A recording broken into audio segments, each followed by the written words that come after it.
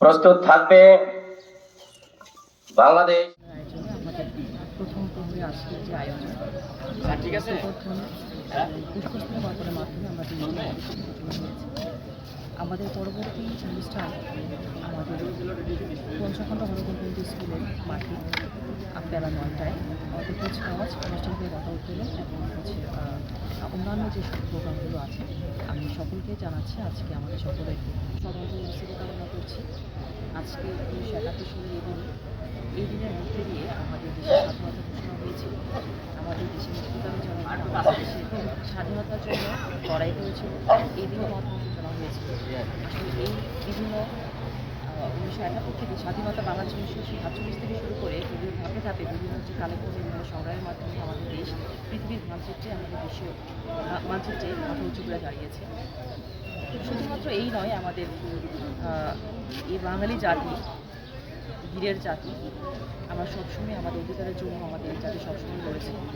আমরা আশা করব আমাদের যে ত্যাগ, আমাদের যে সংগ্রাম, এই সংগ্রামের মধ্যে দিয়ে আমাদের কর্মকাণ্ডের মাধ্যমে আমরা পৃথিবীর বুকে আমরা মাথা থাকতে পারব।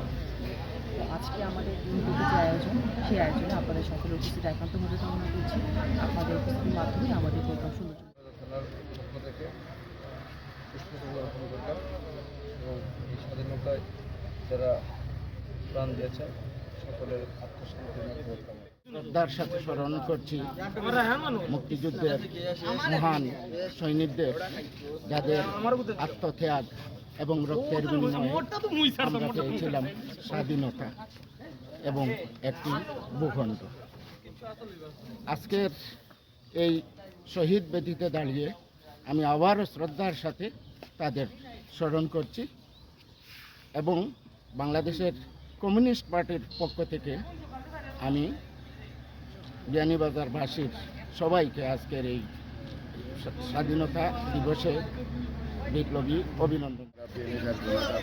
পক্ষ থেকে আমরা আমাদের জ্ঞাপন করেছি এবং এই জাতির শেষ সন্তানদের প্রতি আমাদের দোয়া রইল, আল্লাহ যেন তাদেরকে আমি আশা করব আরও যারা আছেন, অন্যান্য সামাজিক সংগঠন আরও অন্যান্য রাজনৈতিক সংগঠন আছে, ওনারা যেন এই শহীদ স্মৃতিসৌধে আসেন এই অনুরোধ রেখে এবং আবার শ্রদ্ধা জানিয়ে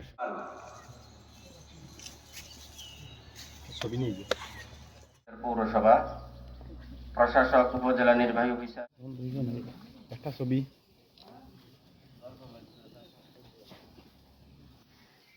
আমি পুষ্পার্ঘ অর্পণ করি।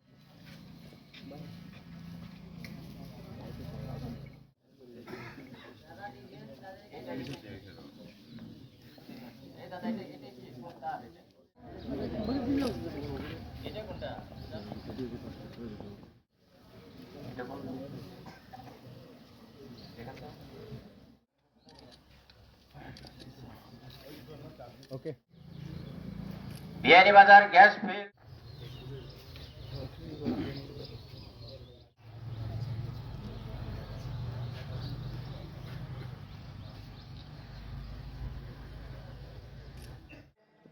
বাংলাদেশ জাতীয়তাবাদী দল বিএনপি বিয়ানীবাজার প্রস্তুত থাকার জন্য বিনীতভাবে অনুরোধ